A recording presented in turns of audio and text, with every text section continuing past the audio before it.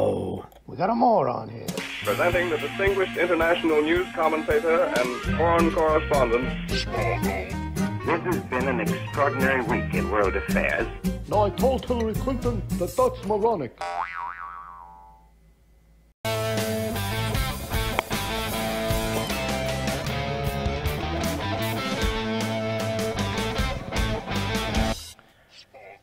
Hello and welcome to Smaulgld's Moronica for the week ended March 31st, 2018. The week's news that made you scratch your head, cringe, or just say, that's moronic. This just in. Uh-oh, we got a moron here. Justin Trudeau, not for the first time in the past 3 or 4 weeks, not at the top of Moronica. He somehow managed to get through the week, or at least managed to escape my attention of doing anything moronic. However, Hillary Clinton makes it again. She's a regular in this series. Clinton calls the 2016 election traumatic. It is 2018, and she's still talking about 2016. She has blamed everyone, including the voters, the wives, the husband, the people, the diversity, the lack of diversity. One thing that she needs to realize: she is the only failed presidential candidate in recent history that has been such a sore loser.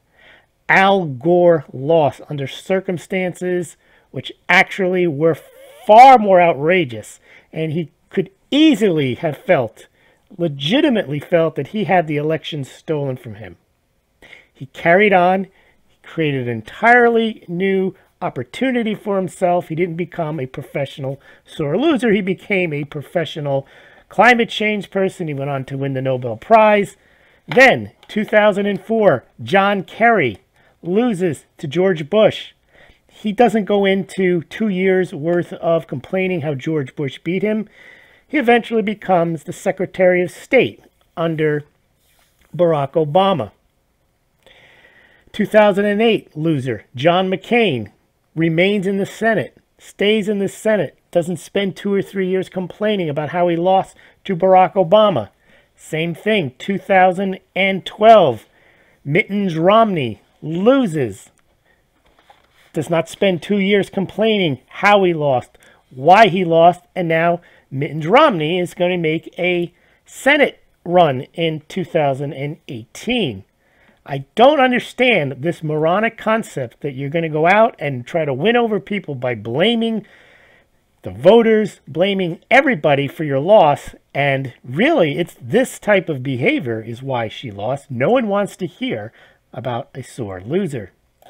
And of course, someone pointed out that when she made her statement that she won the states that were dynamic and diverse and so on, well, that's not true. The biggest economic gains, according to the Washington Times, were in the red states: Florida, Texas, Tennessee, and Arizona. Speaking of Mittens Romney, now, apparently he's back. All credit to Mittens. He's going to run for the Senate, and apparently his, I guess the persona he wants to portray is not that of spoiled billionaire hedge fund manager, but that of just a good old family guy who happened to be the governor of Massachusetts, but he now lives in Utah, and he's going to represent the family down-home values of that state. He's driving around a 2002 Chevy, probably doing commercials on that. Well, the Moronica I want to point out is, as many of you may not remember, but good old Mittens apparently tossed his dog on top of the roof, slapped him in a kennel, and drove across the country on a family outing. And when he was asked about it, he made it sound like that's what the dog wanted to be. It was a great thing for the dog, and I'd have to say that's moronic. Speaking of people that are no longer in office, we have our friend Clapper. Well, looks like he did lie, and his excuse is, well, when he lied to Congress, it might have been his evil twin. Now, that's moronic, but also evil twin. Probably, then, if there's two twins, then they're both evil. Meaning of Palm Sunday. This is moronic. The Pope is supposed to be the leader of the Catholic Church, and when he talks about Palm Sunday, I expect him to talk about the meaning of Palm Sunday. Instead, he urges youth to raise their voice and to be heard. Not sure that is the message of Palm Sunday. And there is the message of Palm Sunday, citing John 12:13. King James Version, took branches of palm trees and went forth to meet him and cried, Hosanna, blessed is the King of Israel that cometh in the name of the Lord, as opposed to Pope Francis warning on excessive moralism and telling youth you've got it in you to shout. Go China! Uh-oh. So China now, we covered this already earlier today on the Game Changer gold-backed yuan. Was no gold. There was no gold exchangeability, but we did see a lot of the gold pumpers now act as if they never heard of it, never thought about gold-backed, gold exchangeable, and now they are pumping what the original story always was, which was a yuan-denominated oils futures contract. But now that's the new game changer, and that is what they're going to pump now that there's this yuan-denominated oil futures contract. Now, never speak ill of children. This has been disturbing. They kind of put up this human shield with David Hogg, and they've let him go out there, and they're basically saying if you attack kids whose classmates and teachers are massacred, you're losing. And basically what they're trying to say is that David Hogg or anybody who happened to be in the, or even happens to be young, but happen to be at Parkland School, can basically say whatever they want. They can cuss and swear. They can accuse you of being a murderer, and you can't say anything back. Why? Well, because they're children, and they're traumatized. Now, being children and being traumatized, that does give you a pass. I would agree. You should never, ever, ever harass somebody who, you shouldn't harass somebody in general, but especially somebody who's been through something. But if they're out there yelling and screaming at you, I believe you do have a right to tell them they are not right to do that. And they don't get a special pass. And you don't have to agree with them. And you don't have to just let it go because they've been traumatized. Because if they've really been traumatized, and I know this, when people are traumatized, they generally go and retreat to themselves, in a sense, to a safe space where they can reflect and not be bothered. But if they want to go out and mix it up, they can't expect to use their youth and inexperience, as Ronald Reagan once said of Walter Mondale, to work in their favor. Once you've decided to take the gloves off and start calling people names, cussing and swearing, well then I think you're fair game.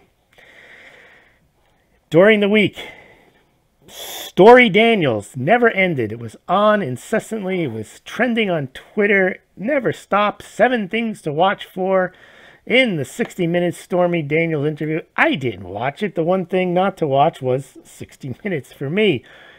Here's a moronic statement from Christine Lagarde. She thinks it would be a good idea if the European IMF proposes rainy day fund for the Eurozone. Okay, where are they going to come up with the rainy day fund? They're monetizing debt. They're buying corporate bonds. It's like you owe 100,000 euros on credit cards. You get a $1.4 million in mortgage, and she's telling you got to put away 27 euro in a coffee can for a rainy day. This is delusional, not even moronic. What they have to do for the rainy day is slash the debt. Fake news, it never ends. Google to begin educating students about fake news. There's nothing more fake than some of the Google search results you get now. They've admitted you put in something they don't want you to know. Instead of giving you what the information that you might want, they give you the information that tells you that you don't want to know this, and here's why whatever you're looking for has already been debunked by Scopes or one of their other fact checkers. Uh-oh, we got a moron here. I'd like to create a million young Barack Obamas. Nope, thank you, no thank you, no thank you. I don't think I'd want to create a million anybodies. Look at that devious look on his face. Protesting. Now that seems to be the new way of advancing your intelligence, advancing your cause. You don't need to make persuasive arguments. You don't need to learn how to write essays, learn how to debate. What you need to do is learn how to make signs and amass in large numbers and go protest to, quote, let your voice be heard. Well, they're saying now that people are leaving Baltimore in droves, and I guess you get a free ticket out of Baltimore if you're going to an approved protest. And all this nonsense. Oh, we're so proud of our courageous kids. You know, they're skipping school to be heard. They're taking advantage of a day off. And they're being sent, in many cases, like in Baltimore, where they're paying for them to leave. Now, what kid is not going to take that trip?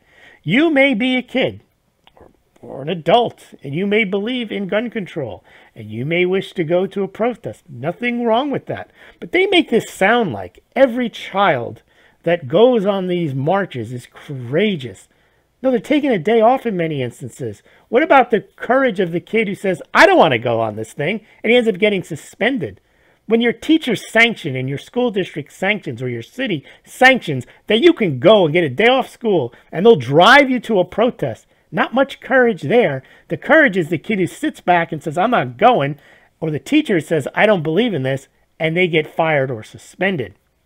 But we hear all this moralizing. We're so proud of our children. We stand with the children. These are just like freedom riders. In many instances, they're not. In many instances, they're not interested in hearing the other side of the story. The real issue here is not gun control. The real issue is, how do we make schools safer?